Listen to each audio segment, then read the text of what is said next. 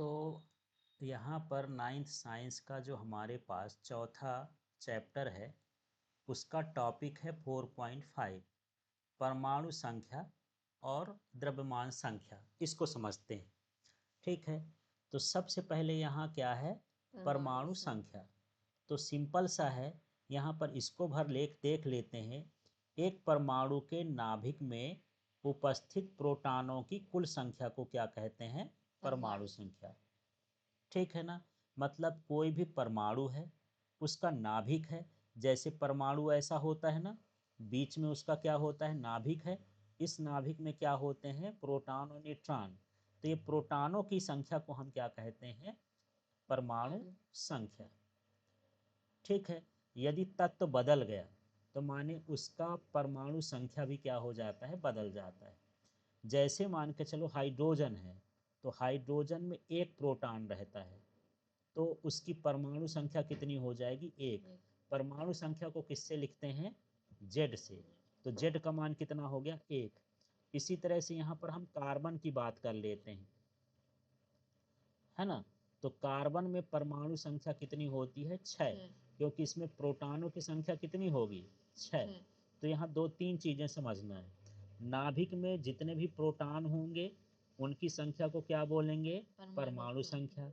इसको दर्शाएंगे किससे, जेड से दर्शाएंगे। और तत्व बदलेगा तो उसकी परमाणु संख्या भी क्या हो जाएगी, बदल जाएगी। जैसे कार्बन है तो अलग होगी, हाइड्रोजन है तो अलग होगी, ऑक्सीजन है तो अलग होगी। हर तत्वों की परमाणु संख्या कैसी होती है, अलग अलग होती है। ठीक है, अब हम इसके दूसरे भाग में पहुंचते हैं और यहाँ पर ये समझ लेते हैं कि ये द्रव्यमान संख्या होती क्या है ना। तो परमाणु का जो नाभिक होता है, मान लो ये नाभिक है और ये परमाणु की तरफ, तो इसमें दो चीज होते हैं, एक होता है न्यूट्रॉन और दूसरा क्या होता है, प्रोटॉन। तो न्यूट्रॉन और प्रोटॉनों की संख्या को मिला के हम क्या कहते हैं, न्यूक्लियन। तो मैं पूछूं कि न्यूक्लियन होता क्या है, तो परमाणु के नाभिक में उपस्थित प्रोटॉन और न्यूट्रॉन को हम क्या बोलते हैं, न्यूक्लियन बोलते हैं। क्या बोलोगे, परमाणु के नाभिक में उपस्थित न्यूट्रॉन और प्रोटॉन को क्या बोलेंगे, न्यूक्लियन। ठीक है, और इनकी संख्या को हम क्या बोलते हैं, द्रव्यमान संख्या। तो यहाँ से परिभाषा है, इसको याद करना है, बाकी चीजें छोड़ देना है। एक परमाणु के नाभिक में उपस्थित प्रोटॉनों और न्यूट्रॉनों की कुल संख्या के योग को हम क्या कहते हैं, द्रव्यमान संख्या। तो द्रव्यमान संख्या में क्या क्या रहेगा, प्रोटॉनों की संख्या भी रहेगी और न्यूट्रॉनों की संख्या रहेगी। दोनों को जोड़ दो तो क्या कहलाएगा, द्रव्यमान संख्या। जैसे मान के चलो मेरे पास कार्बन है, तो कार्बन में 6 प्रोटॉन होते हैं, तो इसका जो परमाणु भार है वो कितना हो गया, 6u। 6 न्यूट्रॉन भी होते हैं, तो इसका कितना हो गया, 6u। कुल मिला के इसका द्रव्यमान कितना हो गया, 12u। तो ये जो आया ये द्रव्यमान संख्या है। इसको क्या बोलेंगे, द्रव्यमान संख्या, एटॉमिक नंबर। ये क्या कहलाया, ये मास नंबर है ना, इसको क्या बोलेंगे, मास नंबर। ऊपर वाला क्या था, एटॉमिक नंबर। ठीक है, अब मान लो एल्युमिनियम है, क्या है, एल्युमिनियम। तो एल्युमिनियम में जो होता है, प्रोटॉन होते हैं 13, न्यूट्रॉन कितने होते हैं, 13। तो इनका जो द्रव्यमान है, प्रोटॉन का 13u, न्यूट्रॉन का 13u, ये 14 होते हैं इसमें, ठीक है ना। न्यूट्रॉन कितने होते हैं, 14।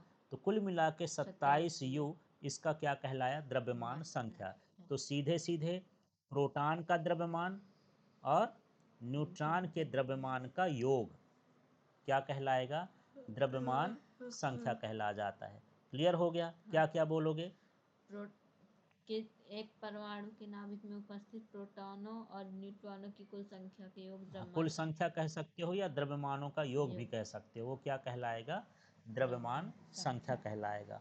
अब किसी भी परमाणु को हम इस तरह से लिखते हैं, ऊपर लिख देते हैं द्रव्यमान संख्या, नीचे लिख देते हैं परमाणु संख्या, और उसमें क्या लिख देते हैं, उसका प्रतीक लिख देते हैं। जैसे यहाँ पर उदाहरण में देख लेते हैं, यहाँ पर नहीं दिया है तो ऐसे समझ लेते हैं। जैसे मान के चलो यहाँ पर एल्युमिनियम ही है, तो हम एल्युमिनियम लिख लिए, ठीक है। अब इसके बाद यहाँ द्रव्यमान संख्या, एल्युमिनियम की द्रव्यमान संख्या कितनी है 27, और जो परमाणु संख्या है वो कितना है, परमाणु संख्या 13। तो नीचे हम परमाणु संख्या लिखेंगे, ऊपर क्या लिखेंगे, द्रव्यमान संख्या। ये क्या कहला गया, प्रोटॉन, और ये प्रोटॉन और न्यूट्रॉन दोनों हो गया। यदि इसमें पूछा जाए कि न्यूट्रॉन कितने हैं, तो हम क्या करेंगे, 27 में 13 को घटा देंगे, तो क्या निकल आएगा इसमें, 14। हाँ 14। ये 14 क्या है इसके अंदर, न्यूट्रॉन।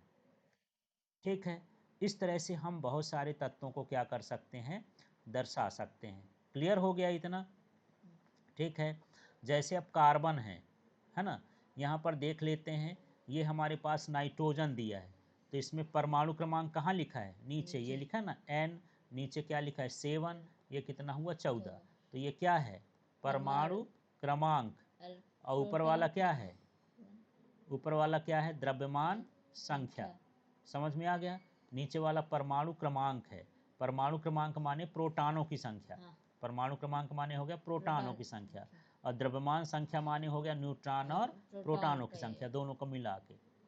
ठीक है, अब कार्बन है, तो कार्बन हम यहाँ 6 लिख दिए, यहाँ पर 12, इसमें प्रोटॉनों की संख्या या परमाणु क्रमांक कितना हो गया 6, और द्रव्यमान संख्या कितना हो गया 12 हो गया। ठीक है, अब इसके जो प्रश्न है उसको देख लेते हैं। पहला प्रश्न देखते हैं, यदि किसी परमाणु में इलेक्ट्रॉनों की संख्या 8 है, प्रोटॉनों की संख्या भी 8 है, तब परमाणु की परमाणु संख्या क्या होगी। तो जो परमाणु संख्या उसको हम जेड से दर्शाते हैं, तो जेड बराबर क्या होगा 8, प्रोटॉन 8 है ना, इसलिए उसका परमाणु संख्या क्या हो जाएगा 8। फिर परमाणु का क्या आवेश है, तो जो परमाणु का आवेश होता है वो क्या होता है, शून्य है, क्योंकि यहाँ पर प्रोटॉन कितने हैं 8, तो इसका आवेश क्या हो जाएगा +8। इलेक्ट्रॉन कितने हैं 8, तो इसका क्या हो जाएगा -8, तो कितना हो जाएगा, शून्य हो जाएगा। इसको इस तरह से हल करके देखना है। इलेक्ट्रॉन 8 है तो आवेश कितने हो जाएंगे, -8 हो जाएंगे। ठीक है, तो इसका कुल आवेश कितना हो जाएगा, शून्य हो जाएगा। अब बोलता है सारणी 4.1 की सहायता से ऑक्सीजन और सल्फर परमाणु की द्रव्यमान संख्या लिखिए। तो चलिए सारणी 4.1 देखते हैं, और यहाँ पर ऑक्सीजन और सल्फर को देखते हैं। तो ऑक्सीजन में देख लेते हैं, कहाँ है ऑक्सीजन, ये है, इसका ये परमाणु क्रमांक है, ये है प्रोटॉन, और ये इसका क्या है न्यूट्रॉन। तो इसमें जो परमाणु क्रमांक है ऑक्सीजन का, ऑक्सीजन का परमाणु क्रमांक कितना हो गया 8, और जो है परमाणु वो द्रव्यमान संख्या, द्रव्यमान संख्या 8 प्लस क्या हो जाएगा 8 बराबर कितना हो गया 16। यदि हम लिखेंगे तो ऐसा लिखेंगे, नीचे क्या लिखेंगे 8, ऊपर क्या लिखेंगे 16। दूसरा किसका बोला था, सल्फर का, तो इसका परमाणु क्रमांक कितना है 16, माने प्रोटॉन कितने हैं 16, और न्यूट्रॉन भी कितने हैं 16। तो यहाँ पर जो जेड का मान है वो कितना हुआ 16, और जो इसका द्रव्यमान है ना, तो 16 + 16 कितना हो गया 32। आप ऐसा लिख सकते हो, ये सल्फर लिखो, यहाँ 16 लिखो, और यहाँ क्या लिख दो 32 लिख दो, इस तरह से इसको लिख सकते हो।